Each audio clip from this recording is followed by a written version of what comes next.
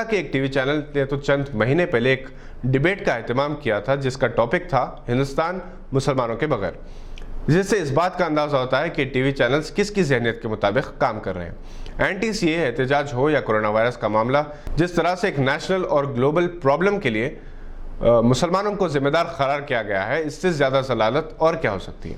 ممبئی کے مزدوروں کے احتجاج کو باندرا مسجد سے جوڑنے کی کوشش اے بی پی چینل نے بھی کی اور شرافت کا پیکر نظر آنے والے رجت شرما نے بھی۔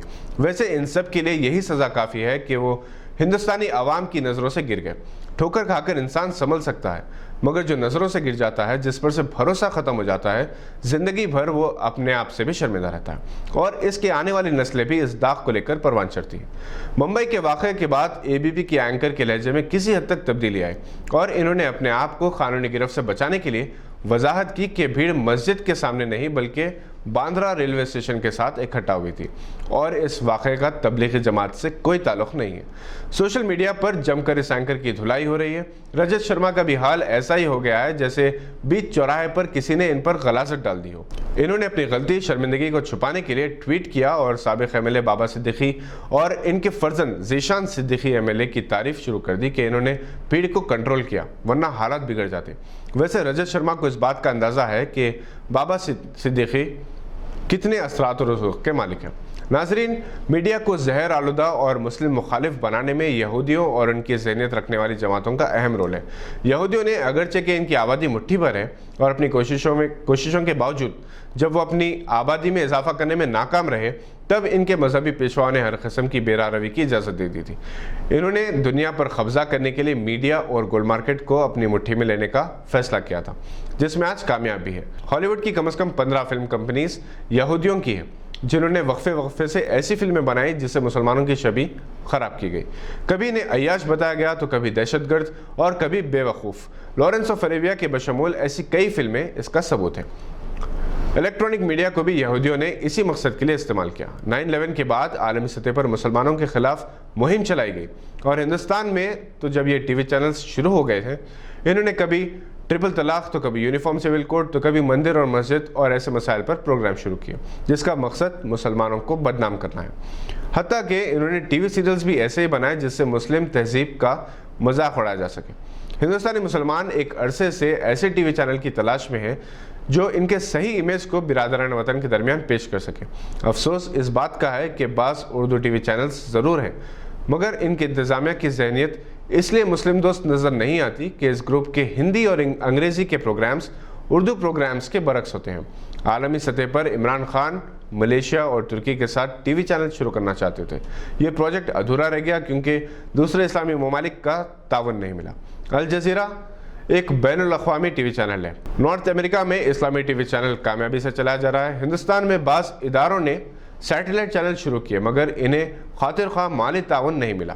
اس کے علاوہ ان چینلز کو قومی اور بین الاقوامی معیار کے مطابق چلانے کے لیے جس انتظامی صلاحیت، انفراسٹرکچر اور بصارت و بصیرت کی ضرورت ہوتی ہے، اس کی کمی محسوس ہوئی۔ مسٹر راموجی راؤ نے ہندوستان کا پہلا Urdu T V channel E T V Urdu شروع کیا۔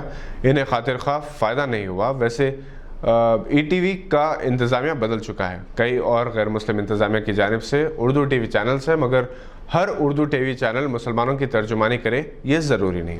اس وقت شمالی ہند میں 2 کثیر الاشاعت اردو اخبارات غیر مسلم انتظامیہ کے تحت شائع ہو رہے ہیں، جن کے ہندی ایڈیشن مسلم دشمنی کے لیے مشہور ہے۔ بہرکیف ڈاکٹر ذاکر نائک نے پیس ٹی وی کو روشنا کروایا۔ یہ ان کی دور اندیشی تھی کہ اس کا رجسٹریشن انہوں نے اپنے ملک میں نہیں کیا کیونکہ ہندوستان میں یہ پہلے ہی سے بینڈ ہے اور خود ذاکر نائک ہندوستان کو مطلوب ہے۔ ویسے ان کا چینل خالص تبلیغی اور مذہبی تقابل کا چینل ہے۔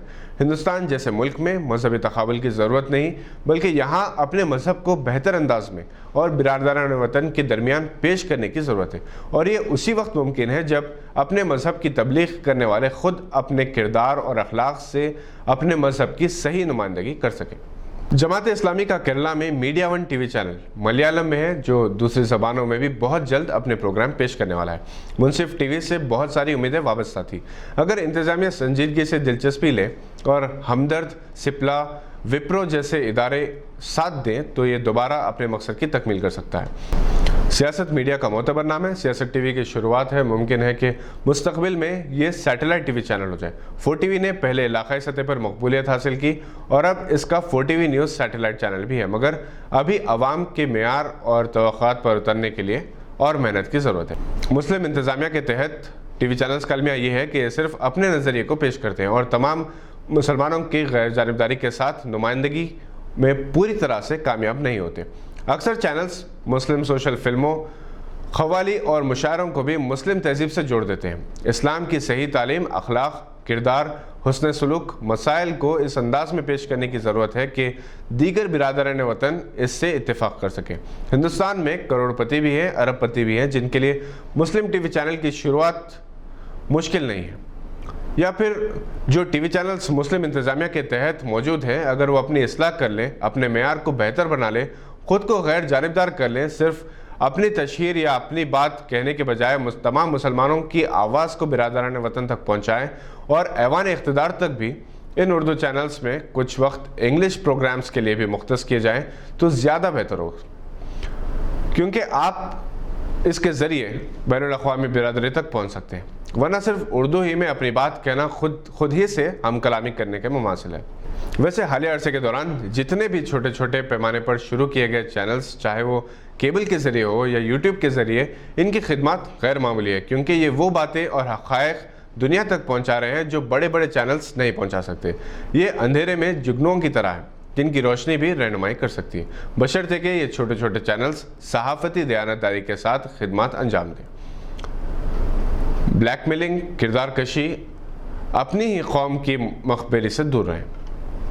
ان چند باتوں کے ساتھ اور ان گزارشات کے ساتھ اجازت چاہوں گا کہ کورونا وائرس سے اپنے آپ کو، اپنے ارکان خاندان کو، پورے سماج کو اور اپنے دیش کو محفوظ رکھنے کے لیے اپنے اپنے گھروں میں بند رہیں، بار بار صابن سے ہاتھ دھوئیں، چہرے پر ماسک لگائیں، سوشل ڈسٹینسنگ مینٹین کریں، قانون کا احترام کریں اور ہمارے اس چینل کو سبسکرائب اور لائک ضرور کریں۔